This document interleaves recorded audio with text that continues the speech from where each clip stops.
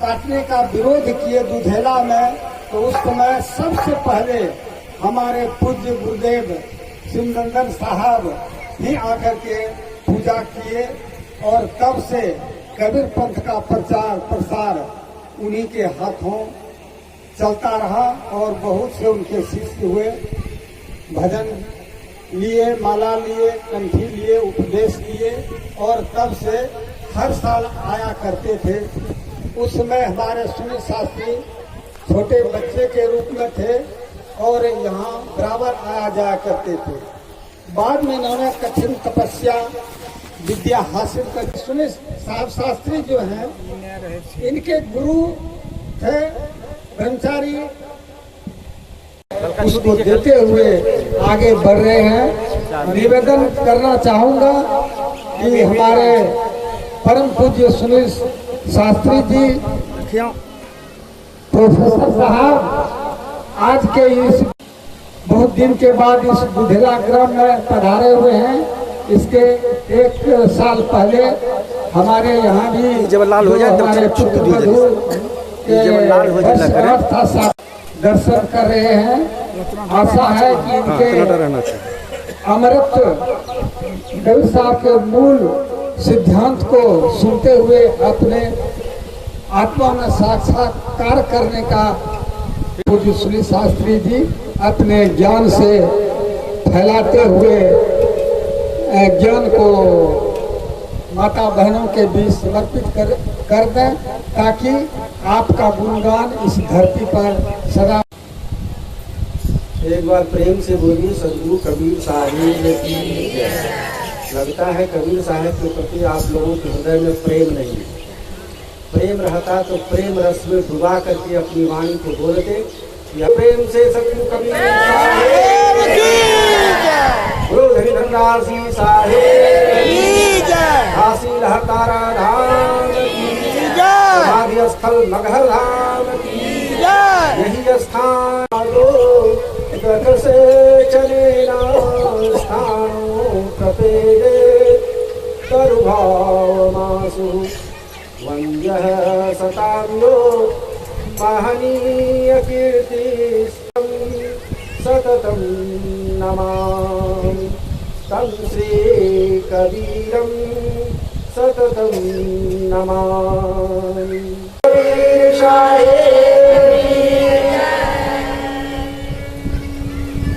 आइए कबीर साहब के नाम का थोड़ा सा कीर्तन कर ले।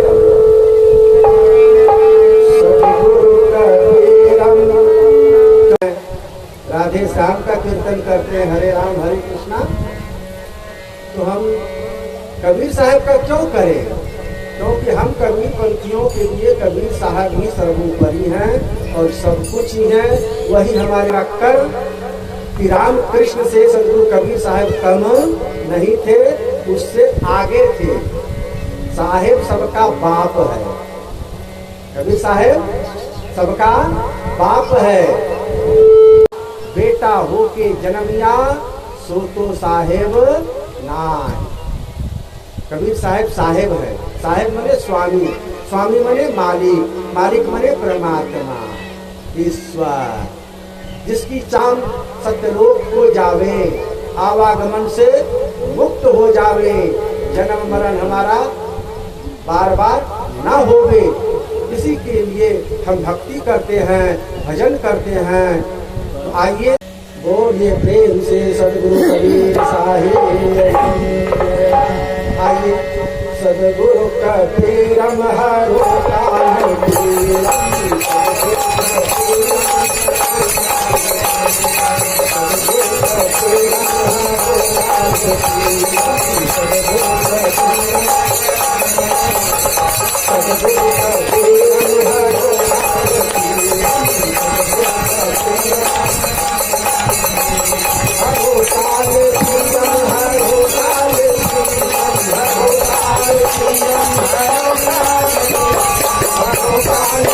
Hare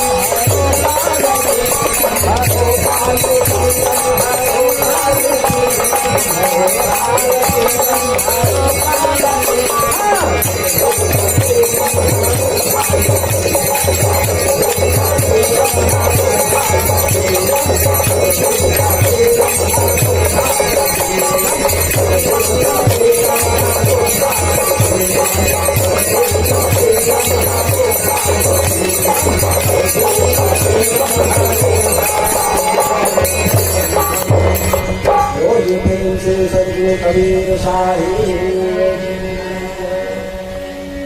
हम सदगुरु कबीर साहिब की जय करते हैं, क्योंकि कबीर साहब हमारे मालिक हैं, हमारे परमात्मा हैं, हमारे ईश्वर हैं। और इसलिए हम साहेब को देव की श्रेणी में नहीं रखते। सदगुरु देव हम नहीं कहते हैं, सदगुरु कबीर साहिब कहते हैं। ना तो हमारे कबीर साहिब देव हैं और ना तो हमारे कबीर साहब महाराज हैं, ना तो सम्राट हैं। ये तो दुनियादारी वाला है। वो तो सदगुरु हैं। सदगुरु केवल कबीर साहब हैं। संसार में जगत गुरु हैं, धर्म गुरु हैं, विश्व गुरु हैं, लेकिन सदगुरु नहीं है। किसी भी मत पंथ संप्रदाय के आप आचार्यों को देख लें, महामंडलेश्वरों को देख लें, उनके आगे जगत गुरु लिखा रहता है, धर्म गुरु लिखा रहता है, लेकिन केवल कबीर साहब ऐसे हैं जिनके नाम के आगे हम सदगुरु लगाते हैं। केवल सदगुरु कबीर साहब ही केवल सदगुरु हैं और सब तो गुरु हैं। लेकिन आजकल कुछ परंपराएं ऐसी चल गई है, हर व्यक्ति अपने आप को जो है सदगुरु बनने के लिए चाह रहे हैं और सदगुरु की पदवी लगाते हैं। ये उनका अहंकार होता है। 4 अक्षर बोलने आ गया, 4 अक्षर पढ़ने आ गया, 4 लोगों को समझा करके अपना चेला बनाने आ गया, तो समझा कि मैं सदगुरु हो गया। नहीं, सदगुरु तो केवल गुरु आप हो सकते हैं, परम गुरु हो सकते हैं, जगत गुरु हो सकते हैं, धर्म गुरु हो सकते हैं, विश्व गुरु हो सकते हैं, अखिल ब्रह्मांड गुरु हो सकते हैं, लेकिन सदगुरु नहीं हो सकते हैं। सदगुरु तो केवल कबीर साहब हैं। ऐसा ही मानना चाहिए, क्योंकि हमारे संत परंपरा में जो सदगुरु कबीर साहब के समय में जो संत थे, नानक साहब, दरिया साहब, पलटू साहब, मूसा साहब, जितने भी उस संत थे उस समय, गरीब साहब, इन सभी साहेबों ने मिलकर कबीर साहब को सदगुरु का पद दिया, संत शिरोमणि का पद दिया।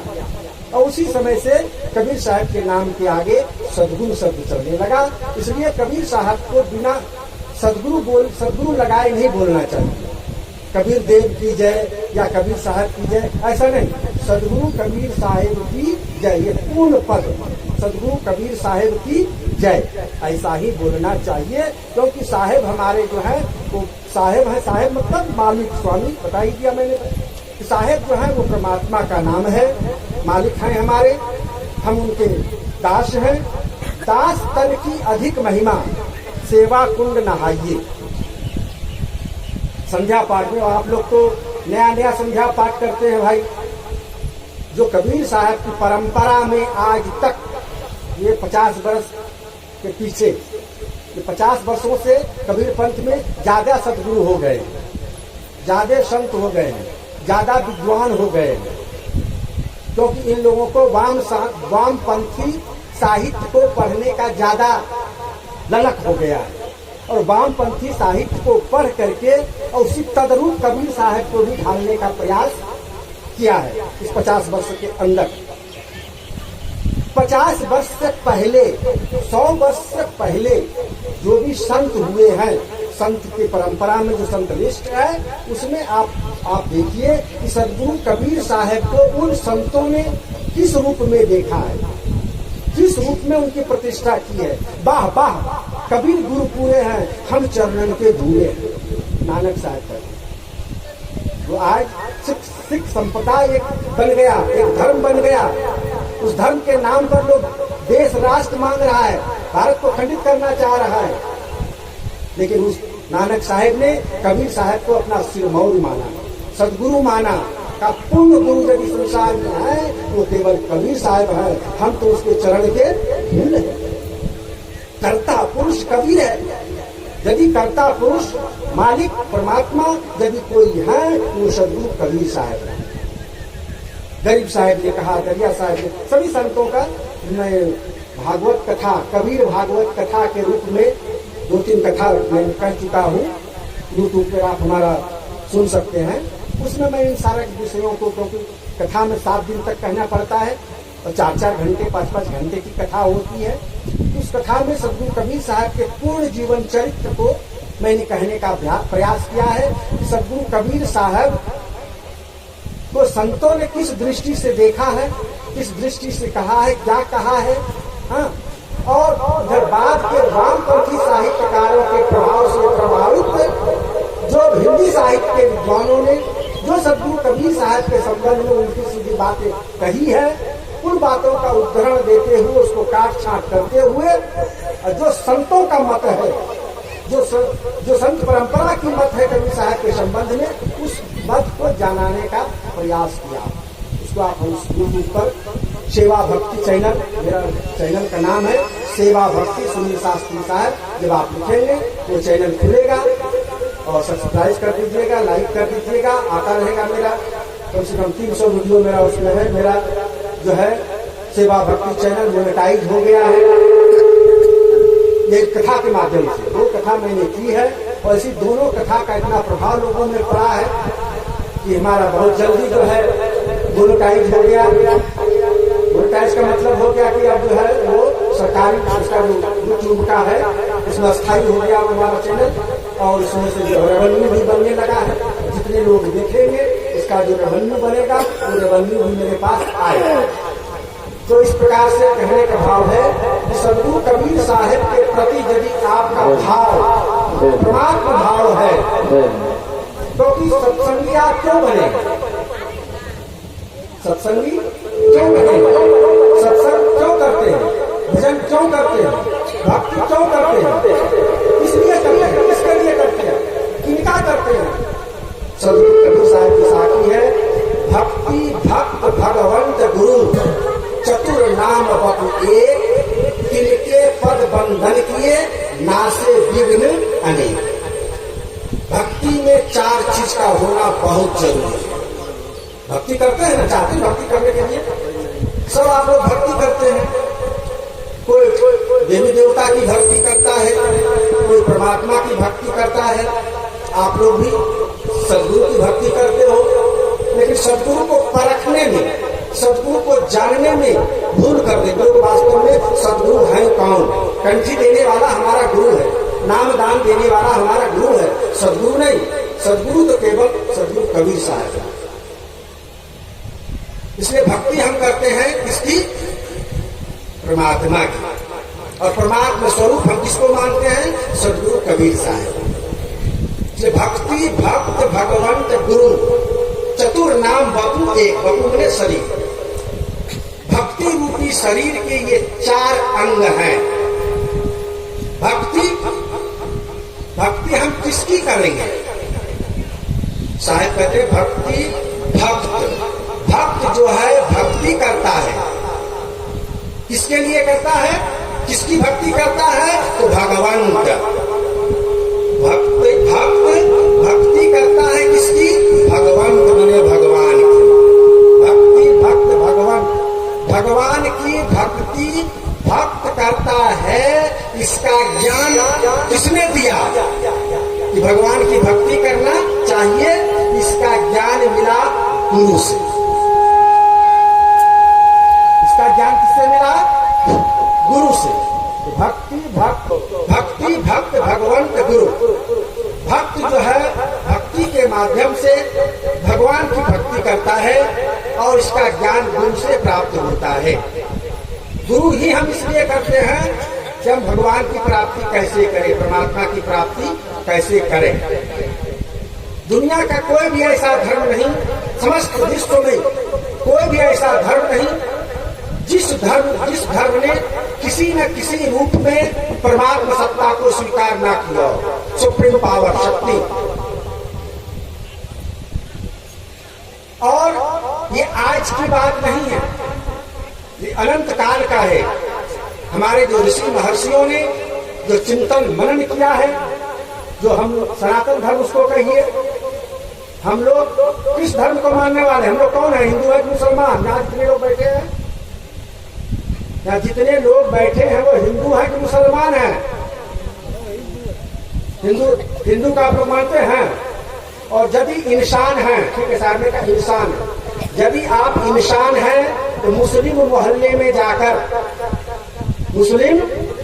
में जाकर कबीर आश्रम का निर्माण कर और उसको यह ज्ञान दीजिए कि हम सभी इंसान हैं और आप कबीरपंथी उसको बनाइए।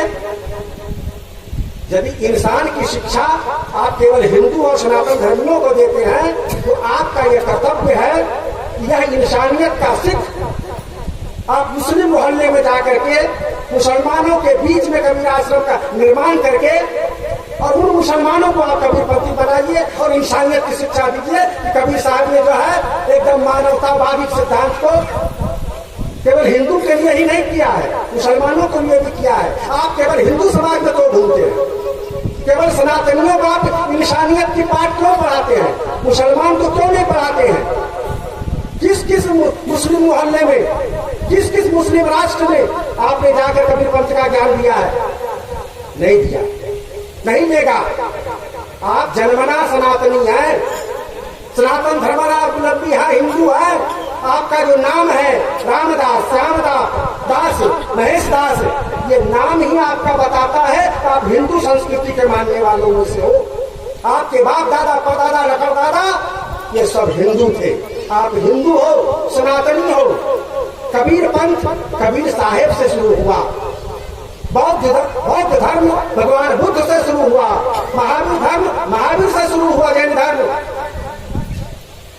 इस्लाम धर्म मुसलमान से शुरू हुआ। कब से हुआ ये? कबीर साहब 600 वर्ष से, मुसलमान 1400 वर्षों से, बौद्ध ईसाई 223 वर्षों से, 2023 वर्षों से। और इससे पहले क्या दुनिया बिना धर्म का चलता था? विदाउट धर्म नहीं था। जो अनादि से वो धर्म आ रहा है वो सनातन धर्म है।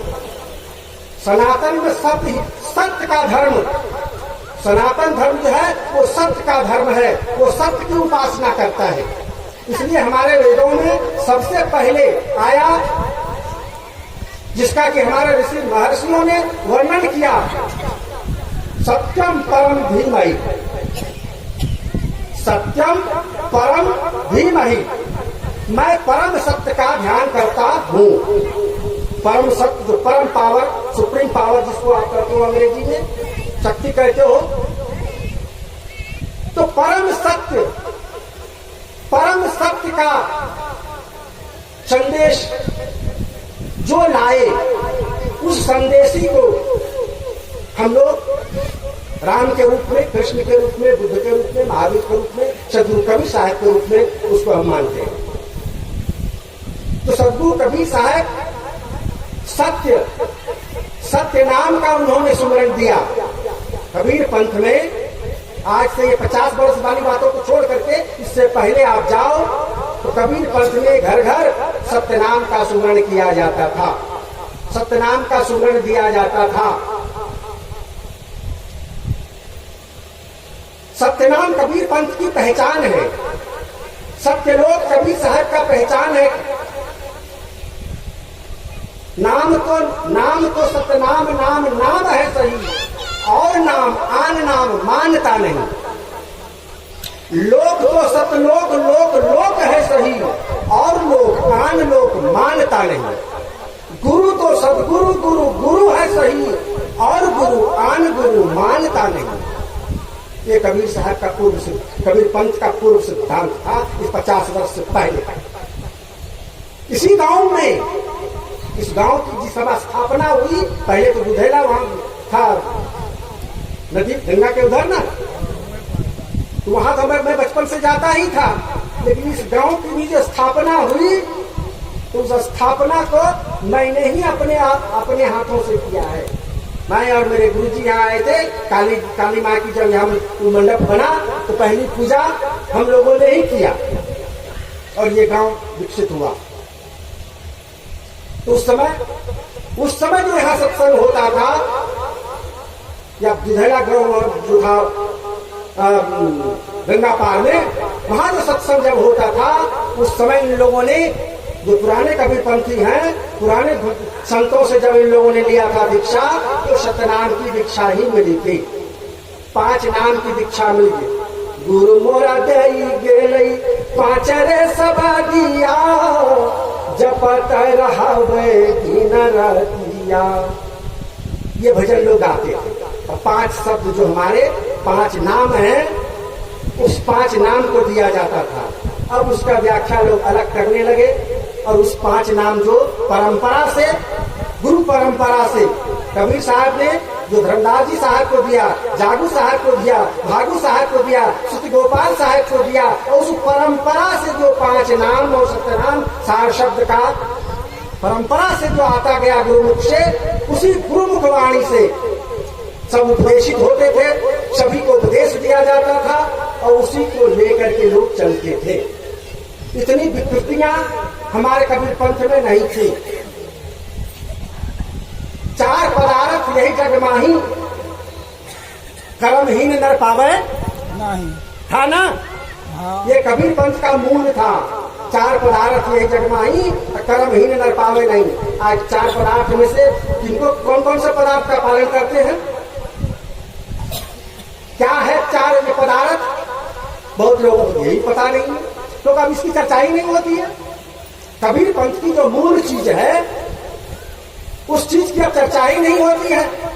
अब हमारे गायक लोग भी गाते हैं, तो आजकल आधुनिक फिल्मी तर्ज पर भजन बना बना करके वही सब गा के सुनाते हैं। जो कबीर साहब का मूल भजन है उसको गाते ही नहीं।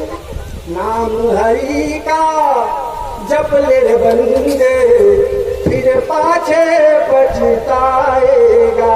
कबीर साहब का भजन है ना, कबीर साहब का भजन है, कबीर शब्दावली में है, सभी लोग गाते हैं। कबीर साहब को क्या यह मालूम नहीं था कि नाम गुरु का जप ले बंदे, फिर पाछे पछताएगा। उन्हीं को कहना चाहिए था कि गुरु का नाम जपो भाई। उन्होंने क्या कहा कि नाम हरि का जप ले बंदे, फिर पाछे हरि शब्दों का प्रयोग किया।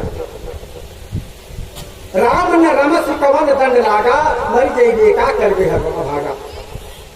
सुमरन करो राम के काल गए हैं, केस ना जानो किस बारियों क्या घर क्या परदेश। सुमरमन राम नहीं तो पछताएगा। राम का भजन करने के लिए, हरि का भजन करने, मतलब जो सनातन धर्म के जो शब्दावली हैं, जो सनातन धर्म में जिन परमात्मा के वाचक जिन शब्दों का प्रयोग हुआ है, उन्हीं शब्दों का प्रयोग सद्गुरु कबीर साहब ने अपने वाणी वचनों में किया है। मुस्लिम ग्रंथों में, हदीस में, या क्या कहते हैं कुरान शरीफ में आए हुए शब्दों का प्रयोग सद्गुरु कबीर साहब ने अपने वाणी वचनों में नहीं किया है। इसलिए निश्चित है कि सद्गुरु कबीर साहब हिंदू सनातन धर्म से संबंधित थे। आप ये कहो कि सद्गुरु कबीर साहब गुरु किनको बनाए थे? मालूम है? मुसलमान थे कि ईसाई? रामानंद स्वामी ईसाई थे, मुसलमान थे?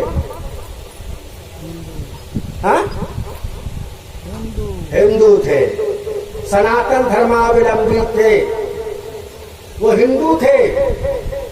वैष्णव धर्म उन्होंने चलाया।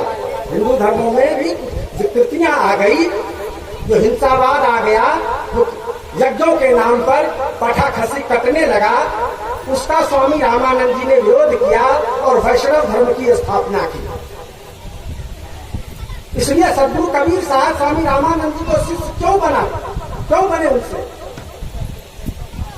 सद्गुरु कबीर साहब स्वामी रामानंद जी के शिष्य इसलिए बने, तो उसमें और भी शंकराचार्य वगैरह थे, लेकिन कबीर साहब रामानंद जी को ही क्यों चुने? इसलिए चुने स्वामी रामानंद जी वैष्णव संप्रदाय की स्थापना कर चुके थे और हिंसावाद का विरोध कर रहे, और इसी सिद्धांत को कबीर साहब को अपने लोगों में जो है प्रसारित करना था। इसलिए स्वामी रामानंद जी को सद्गुरु कबीर साहब ने शिष्य बनाया। बोलो प्रेम से सदगुरु कबीर साहेब की जय। प्रसंग निकल गया, इसलिए मैं सब सुना दे रहा हूँ। तो चर्चा ऐसे ही हो रही थी, दिमाग शायद सदगुरु कबीर भागवत कथा में आप लोग समझ न हो पावे हमारे, तो इसको थोड़ी बहुत बातें आप सुना दे रहा हूँ कि स्वामी रामानंद जी के शिष्य सदगुरु कबीर साहब थे। यह जगत प्रसिद्ध है, ये कोई छिपी हुई बात नहीं है, कोई हम अपने तरफ से नहीं कर रहे हैं। सभी कबीर पंथी लोग भी इस चीज को जानते हैं और साहित्यकार भी जानते हैं, इतिहासकार भी जानते हैं कि सदगुरु कबीर साहेब स्वामी रामानंद जी के शिष्य थे। और स्वामी रामानंद जी सनातन धर्म के प्रवर्तक थे, सनातन धर्म के एक महान गुरु थे उस समय। तो जब उनके गुरु ही सनातन धर्मावलंबी थे तो कबीर साहब क्या मुसलमानी इस्लाम समर्थित हो गए? इसलिए कबीर साहब कभी भी इस्लाम का कबूल नहीं किया है, इस्लाम की बातें नहीं की है उन्होंने। हाँ, खंडन दोनों का किया है। दोनों में किनका किया है? जो कि वैष्णव धर्म से अलग हो रहे थे। सनातन धर्म में पहले कभी छुआछूत था ही नहीं, जात पात थी ही नहीं। पहले तो वर्ण व्यवस्था थी। वर्ण व्यवस्था और जाति व्यवस्था में अंतर होता है। वर्ण व्यवस्था होता है कि घर के 4 लड़के हैं, एक लड़का खेती के काम देखता है, बिजनेस व्यापार का काम देखता है, उसका नाम दे दिया वैश्य बनिया। दूसरा घर का एक देखता है, एक भाई दरवाजे पर बैठे रहना, तो बड़े घर के बड़े भाई साहब हैं, इनको काम धंधा ज्यादा नहीं करना है, इनको जो है दरवाजे पर बैठे रहिएगा आप, कुत्ता बिल्ली कोई घुसे नहीं, कोई चोर डकैत घुसे नहीं। वो हो गए छत्री। उसी तरह से जो पढ़ने लिखने में जिसका मन लगता था, उसका काम दे दिया भाई तुम बाल बच्चों के घर के बाल बच्चों को पढ़ाओ लिखाओ, वो हो गया ब्राह्मण। जो घर के जो साफ सफाई का काम करता है उसको कहते हैं शुद्ध, शूद्र नहीं, का नाम शुद्ध, जो घर को पवित्र करे, शुद्ध करे। तो घर के 4 लोगों का 4 तरह का काम हो गया। उसी तरह से जब बड़े समाज, अब इसी को विस्तार रूप हुआ तो समाज का, जो समाज के रक्षा करे, किसी गांव में कोई जो है चोर डकैत रात में घुसे नहीं, कोई किसी का कुछ नहीं करे, तो गांव की रक्षा करे, वो उसको छत्री समाज। जो बिजनेस व्यापार करे वो वैश्य समाज। इस तरह से वर्ण व्यवस्था थी। जाति व्यवस्था इस्लाम के समय में आया और जातियों में अब उपजातियों में भी उपजाति जो अगली पिछड़ी कर रहे हैं ओबीसी और ये हुए, ये सब अंग्रेज के समय में हुआ है। इतिहास पढ़िए, समझिए, कोई कुछ कह देता है उसी को आप लोग मानते चले जा रहे हैं। अब लोग कहते हैं कि स्वामी रामानंद जी जो है सूत्रों से पर्दा करते थे। ये कितनी गलत बात, इतिहास के विरुद्ध बातें ये फैलाई गई कबीर साहब को, स्वामी रामानंद जी को बदनाम करने के लिए। स्वामी रामानंद जी सूत्रों से यदि पर्दा करते, रविदास उन्हीं के शिष्य हैं, रविदास उन्हीं के शिष्य हैं।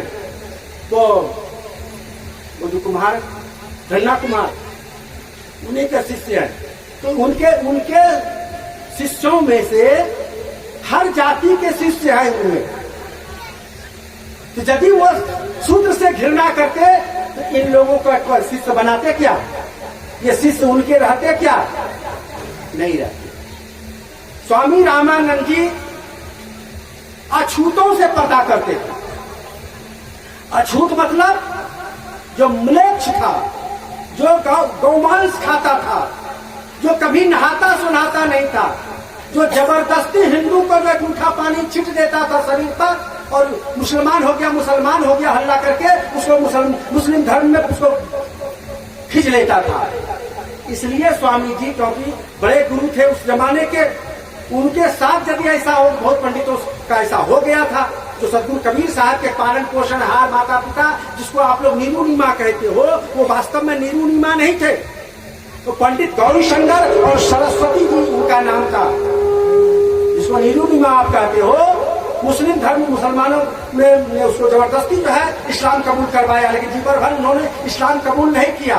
वो पंडित गौरी शंकर और सरस्वती देवी, पंडित गौरी शंकर को जूठा पानी दे करके ईर्ष्यावश जलनवश कुछ पंडित लोग भी मिल गए थे उसमें, जो जब उनकी नहीं चल रही थी, वो कथा में पूर्ण रूप में आप सुन लेंगे। उसमें जो है पंडित गौरी शंकर और सरस्वती देवी को जूठा पानी छीट करके उनको जो है मुसलमान बना दिया गया था। ऐसी बहुत सी घटनाएं हो चुकी थी। इसलिए स्वामी रामानंद जी पर्दा में रहते थे, पर्दा में चलते थे। कहीं यह जो है म्लेच्छ हमको भी जो है जूठा पानी दे करके और मुसलमान न बना दे, इतना छुआछूत समाज में फैला रखा था उस समय लोगों ने। इसलिए उस मलेच्छों से, उस मुसलमानों से पर्दा करते थे, सूत्रों से नहीं। सूत्र से करते तो उनका जो है 1 दर्जन शिष्य जो है वो सूत्रों में से आते हैं। वो कैसे होते? भक्ति आंदोलन, साहित्य पढ़ो।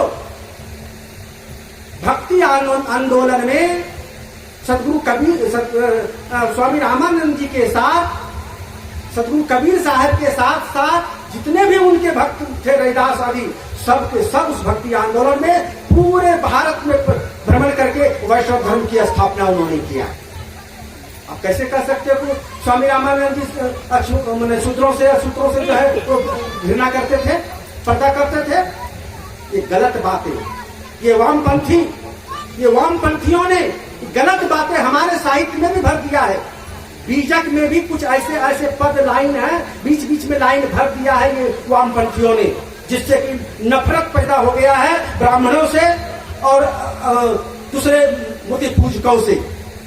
वो ऐसी ऐसी बातें 2-4 लाइन उसमें भर गए हैं। कहे कभी रामानंद राम रस माते, कहे कबीर हम कहीं कहीं था। ये लाइन घुसेड़ी गई है, क्योंकि इस तरह के भाव का अन्य कोई पद बीजक में नहीं है।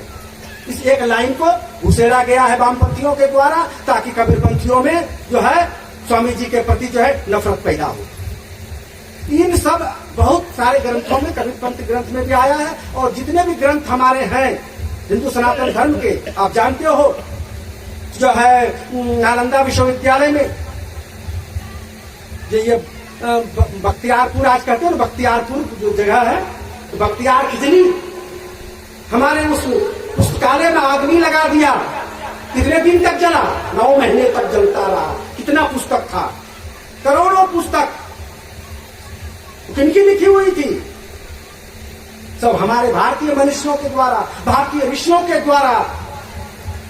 और हमारे ही ग्रंथों को ले जा करके विदेशी लोग और अपने नाम से छाप करके आज हवाई जहाज बनाया, तो आज रॉकेट बनाया, तो आज ये बनाया। वो सारा चर्चा, सारा चीज हमारे ग्रंथों में था और हमारे ग्रंथों में है, लेकिन हमारे ग्रंथों को आग लगा दिया। 6 महीना तक जलता रहा। अभी भी कुछ बची हुई और जली पुस्तकें हैं जो कि जो है एक कमरे में बंद है। आज तक उसको कोई खोल कर निकाल कर संभाल कर नहीं रखा, नहीं देख रहा। ये राजनीतिक, ये सब राजनीतिक चाल है। तो हमारे हिंदू धर्म के, सनातन धर्म के जो ग्रंथ हैं, उन ग्रंथों को तो नष्ट कर दिया गया बहुत। जो बचे हुए हैं या जिनको जो याद था, स्मृति थी, क्योंकि पहले तो शुद्ध परंपरा थी, गुरु से शिष्य सुन करके उसको याद कर लेता था और वही उसी हिसाब से रखता था। तो जो लोगों को याद था उसको पुनः रचना किया और पुनः ग्रंथ जो है, कुछ ग्रंथ उपलब्ध हो गए। फिर वामपंथी जब उनका प्रचार प्रसार यहाँ होने लगा, तो हर ग्रंथों में रामायण पढ़ के, रामायण के चीजों में जो कुछ न कुछ घुसेड़ दिया। कबीर साहब के ग्रंथों को पढ़ के कबीरपंथी ग्रंथों में 1-2 लाइन ऐसे भर दिया ताकि जो है उससे नफरत पैदा हो जाए। तो इन सब बातों को जानने और समझने की आवश्यकता है। केवल ऊपर की बातें हम लोग सुन लेते हैं, सुनी सुनाई बातों को बांध लिया खूट में, बर्छी की मार भई खकरी के लूट में, कहते हैं ना लोग। ये सुनी सुनाई बातों ने इतिहास, जो हमारा प्राचीन इतिहास है, कबीर पंथ की जो प्राचीन ग्रंथ हैं, कबीर शब्दावली, देखो प्राचीन ग्रंथ कौन से हैं? कबीर शब्दावली 84 अंक की साखी ग्रंथ। अब साखी ग्रंथ में भी जो 84 अंक का साखी ग्रंथ पुराना है, उसी में मूल तत्व है। और बाद के साखी ग्रंथ जितने निकले हैं उसमें जो है अंक बढ़ते गए हैं, साखियों की संख्या बढ़ती चली गई है और साखी ग्रंथ मोटा होता चला गया है। जैसे महाभारत, पहले महाभारत 8000 श्लोकों का था जिसका नाम था जय ग्रंथ। वह उसमें घुसेड़ते घुसेड़ते 25,000 श्लोक हो गया, उसका नाम बना भारत ग्रंथ। फिर और घुसेड़ता चला गया श्लोक, लाख से ऊपर हो गया, वो बन गया महाभारत ग्रंथ। और अभी और घुसेड़ता जा रहा, पता नहीं और कौन सा ग्रंथ बनेगा। ये घुसेड़ूपन बाद के लोगों का जो विचार वामपंथी साहित्य से जो पढ़ा लिखा उसको घुसा घुसा करके जो है हमारे साहित्यों को गंदा कर दिया। तो जो कबीर साहब के मूल चीज हैं, कबीर शब्दावली, 84 अंक की साखियां, साखी ग्रंथ और बीजक ग्रंथ। बीजक में ज्यादा जो है संक्रमण नहीं हुआ है, ज्यादा मिलावटबाजी नहीं हुई है, थोड़ा 10% हुआ है। उन 10% को मिला करके सोच के समझ करके एक दूसरे से तुक मिलता है कि नहीं मिलता है, ऐसा करके पंथियों को विचार करके उसका संशोधन करके उन चीजों को यदि निकाल दे, उन कटुता वाली बात को, तो बीजक का सिद्धांत जो कवि शब्दावली में है, जो 84 अंक की साखियों में है, उसके बाद कबीर पंथी की साहित्य, ये तो कबीर साहब के मूल ग्रंथों में से होगा। कबीर पंथ की साहित्य जो कबीर सागर, 52 सागर का संग्रह, जिसमें अनुराग सागर बड़ा प्रधान ग्रंथ। अनुराग सागर कबीर पंथ में आज तक चलता आ रहा है, उसी की कथा, उसी का प्रवचन, उसी का सिद्धांत। बोध सागर, ज्ञान सागर, आज भी ज्ञान गुदड़ी का पाठ आज भी कबीर पंथ में ऊंचे स्थान को प्राप्त करता है। जो प्राचीन चीज हमारी है उसको हम छोड़ते जा रहे हैं और नई चीज को पकड़ते जा रहे हैं और नई में मिलावटबाजी, हम कहना यही चाहेंगे। बोलो प्रेम से सतगुरु कबीर साहेब की जय। ये तो थोड़ी प्रसंगवश बातें साहित्य का और इतिहास का निकल गया, तो मैं थोड़ी सी बातें चर्चा कर दी। आइए, बोलो प्रेम से सतगुरु कबीर साहेब की जय। सत्संग पर आ रहे थे, भक्ति भक्त भगवंत गुरु चतुर नाम बपू एक। भक्ति भक्त करते हैं, आज तक कर रहे हैं, शुरू से करते आ रहे हैं। भक्ति किनकी करनी चाहिए? भक्ति किनकी करनी चाहिए? परमात्मा की करनी चाहिए, भगवान की करनी चाहिए। तो भगवान तो निराकार है, भगवान तो निराकार है, रूप रेख जही है नहीं, बीजक में है, रूप रेख जही है नहीं, अधर धरो नहीं देह, और गगन मंडल के बीच में निर्भव पुरुष विदेह। कबीर साहब बीजक में कहा, तो रूप रेख जही है नहीं, उस परमात्मा का कोई रूप रेखा नहीं है। बीजक ग्रंथ का जो सर्वोत्तम टीका है, जो सर्व प्राचीन टीका है, वो ब्रह्मलीन मुनि साहेब की है, जो राष्ट्रपति पुरस्कार से सम्मानित डिग्री, महामहिम राष्ट्रपति डिग्री के द्वारा जो है राष्ट्रपति सम्मान से सम्मानित है। उस टीका को आप पढ़िए। समस्त भारतीय दर्शन जो संस्कृत के ग्रंथ हैं, समस्त सबके सिद्धांत को कबीर साहब की वाणियों में पिरो दिए। इतनी सुंदर टीका, लेकिन अनुपलब्ध है, वो सामान्य रूप से मिलता नहीं है, क्योंकि आज से 200-150 वर्ष पहले वो छपा था। अब उसके बाद की टीका सब उन्हीं का कुछ न कुछ लेता गया और कुछ अपना जोड़ता चला गया। तो जो मूल चीज है, वो मूल चीज को जब आप खोज करके पढ़ेंगे तब आपको पता चलेगा। उन्हीं ब्रह्मलीन मुनि स्वामी की सदगुरु कबीर चरितम ग्रंथ है। सदगुरु कबीर साहब के जीवन चरित्र को उन्होंने संस्कृत में लिखा है कि सदगुरु कबीर साहब कौन थे, कहां से आए थे, उनका क्या स्वरूप था, उनकी भक्ति कैसे की जाती है, वो जब संसार में आए तो उनका बालपन कैसे बीता, युवापन कैसे बीता, वृद्धापन कैसे बीता, किन किन लोगों को उन्होंने चेताया, बादशाह सिकंदर को किस प्रकार से अपनी चमत्कारिक विद्या से अपने बस में किया, क्योंकि जो इस्लाम केवल तलवार की बात करता है, इस्लाम कबूल करो नहीं तो गर्दन से तुम्हारे सिर से तुम्हारे धड़ को अलग कर दिया जाएगा। या तो इस्लाम कबूल करो और नहीं तो यही होगा। गुरु गोविंद सिंह के बच्चों को दीवार में चुन दिया गया, काट दिए गए, 2 टुकड़े कर दिए गए। ऐसा कट्टर इस्लाम। और कबीर साहब को 52 बार, 1-2 बार नहीं, 52 बार उनके ऊपर उनकी हत्या का कोशिश की गई और 52 बार साहब बच गए। कैसे बच गए? यदि वो चमत्कारिक नहीं होते, यदि वो चमत्कारी नहीं होते, यदि वो परमात्मा के अवतार नहीं होते, वो शक्ति नहीं होते, तो क्या बच पाते? जब तलवार गर्दन पर चल चुकी और फिर गर्दन जुट गए, जब कुआं में भथ दिया गया और वो साथ चलते हुए आ गए, गंगा जी में पत्थर बांध के जब डुबो दिया और वो साथ चलते हुए निकल गए। जब सिकंदर लोधी को जलन रोग हो गया, कोई जो है इलाज नहीं, ना इलाज हो गया, सभी वैद्य, सभी ओझा बैगा, सभी मौलवी झाड़ फूक करके सब थक गए।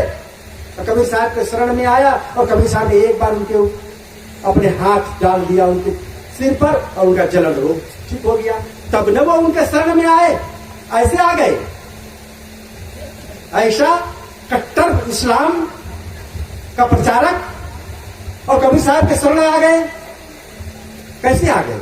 यदि वो भाव सत्पुरुष नहीं होते, वही यदि परमात्मा नहीं होते, वो चमत्कारिक ज्ञान, चमत्कारिक चीज उनके पास नहीं होती, तो बादशाह सिकंदर, इब्राहिम लोदी, बिजली खान पठान, ऐसे लोग उनके शिष्य नहीं बनते। तो इन सारी बातों की जानकारी उन्होंने स्वामी ब्रह्मलीन मुनि साहब ने उन ग्रंथों में किया है। बहुत ही सुंदर। यह कहते हुए प्राचीन ग्रंथ अनुपलब्ध है, मतलब कि जब पुनर्प्रकाशन नहीं हुआ, साहब जब थे तब तक प्रसारण हुआ था और जहां तहां बटे हैं, जहां तक रखा हुआ है पुरानी पुस्तकालयों में। जो विद्वान आदमी है, जो प्रचारक है कबीर पंथ के, उनको चाहिए कि उन ग्रंथों को खोज करके किस पुस्तकालय में है, कहाँ है, उसका अध्ययन करना चाहिए, उसको नोटेशन तैयार करना चाहिए, उस आधार पर बोलना चाहिए। इस 50 वर्ष के पहले इधर वाला जो ग्रंथ है, इसको पढ़ करके आप कबीर साहब को समझना चाहोगे तो कबीर साहब को नहीं समझ सकते। और इसीलिए कबीर पंथ में ये फाट पर फाट होता चला जा रहा है। सभी कोई अपना अपना, अपनी अपना राग, अपना आलाप रहे। 1000, 2000, 5000 हमारे भक्त बन गए, बस हम ही सदगुरु बन गए। 10-20 तो हमारा शिष्य हो गया, बस हम ही अपने को महान संत समझने लग गए। हम ही 2 भजन बनाने के लिए जान गए, 2 थाकी शब्द लिखने के लिए जान गए, बस हम ही सबसे बड़ा विद्वान है। कबीर साहब के शब्दों को कहने की क्या जरूरत है? धर्मदास जी साहब के शब्दों को कहने की क्या जरूरत है? आज से 50 वर्ष पूर्व जिस कबीर पंथ में गुरु धर्मदास जी साहब के स्तुति विनती प्रार्थना हुआ करता था, आज कुछ लोगों ने उसको मिटा दिया और लिया वहीं से, चोरी वहीं से किया है। भक्तिदान गुरु दीजिए देवन को देवा, चरण कमल विश्रव ने करियो पर सेवा, ये 2 लाइन तो वहां से ले लिया। इसके बाद अपना मटेरियल बसा दिया। संत मत वाला भी वही किया। संत मत में भी 2 लाइन ऊपर से वही धर्मदास जी की पंक्ति लिया है, उसके बाद अपना भूषण दिया। इधर हमारे कबीर पंथ में भी बहुत लोग ऐसे हैं, 2 लाइन तो ऐसे ताकि लोगों को समझे तो वही प्रार्थना है।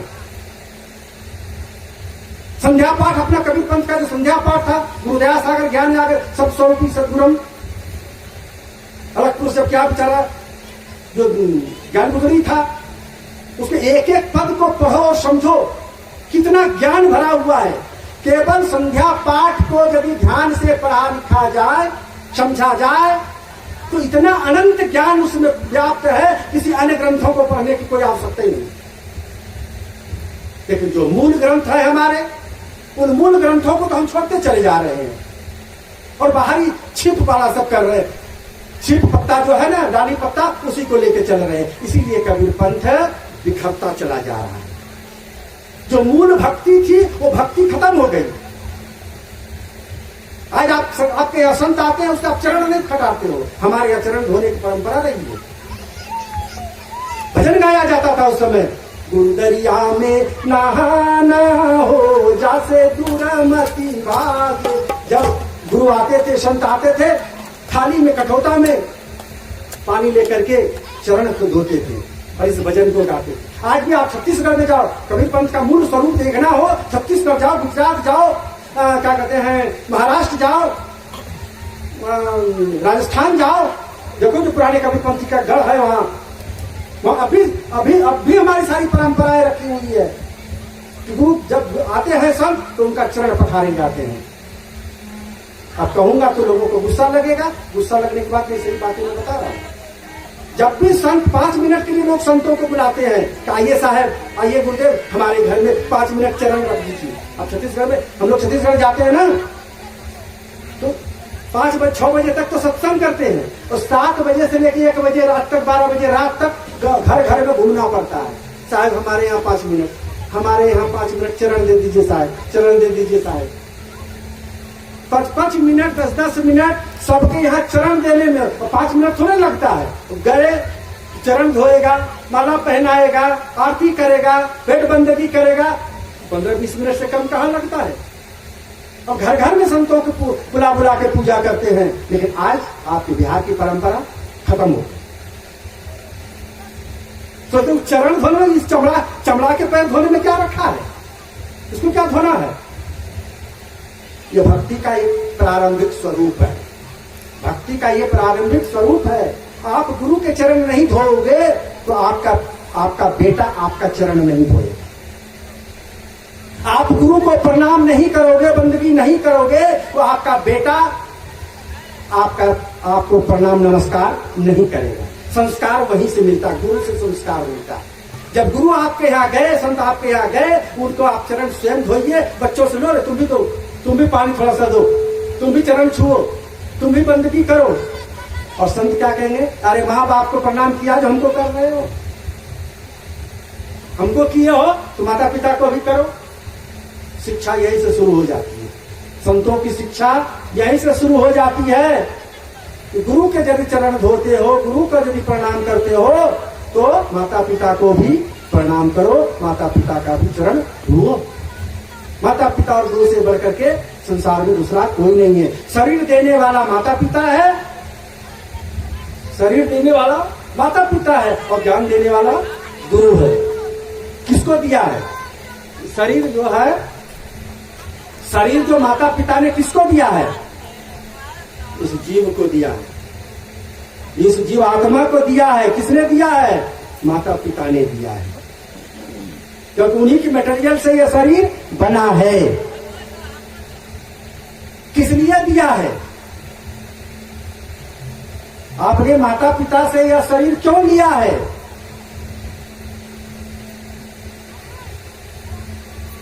इसलिए लिया है कि हम भजन करके हम मुक्ति का मार्ग को मुक्ति को प्राप्त करें। 84 लाख योनियों का वर्णन हमारे संत महापुरुष करते हुए आ रहे हैं और उन्हीं को हम मानते चले आ रहे हैं कि 84 लाख योनि में यह जीव भटकता है और अंत में जो है मनुष्य के शरीर में आता है। मनुष्य के शरीर में भगवत कृपा से, परमात्मा की कृपा से आता है। जब बच्चा बिगड़ जाता है, माँ बाप के दिल से उतर जाता है तो रजो भाग्य से आप लोग कमाओ खूब कहते हैं ना जी। एक उदाहरण समझ लीजिए, जब बच्चे बिगड़ जाते हैं तो माँ बाप उसको घर से निकाल देता है। जैसे एक पिता 4 बच्चे थे, उसको एक बेटा जो है नालायक निकल गया, माँ बाप से कहा कि हमको बंटवारा करके दे दीजिए। बहुत तंग करने लगा, उसको बंटवारा करके दे दिया तो 6 महीना नहीं लगा तो बेच बाच करके वो चला गया शहर में, मकान ले लिया किराए पर और वहीं जो है दारू ताड़ी पी करके जो है सारा पैसा गंवा दिया। लास्ट में वो शहर में ही भीख मांगने लगा और किसी ने आके उसके पिताजी को बताया कि भाई तुम्हारा बेटा है, आप तो इतने घर के गांव के बड़े धनाढ़ हो, आपका बेटा वहां भीख मांगता है, ये अच्छा नहीं लगता है, आप कहीं नाक कटता है।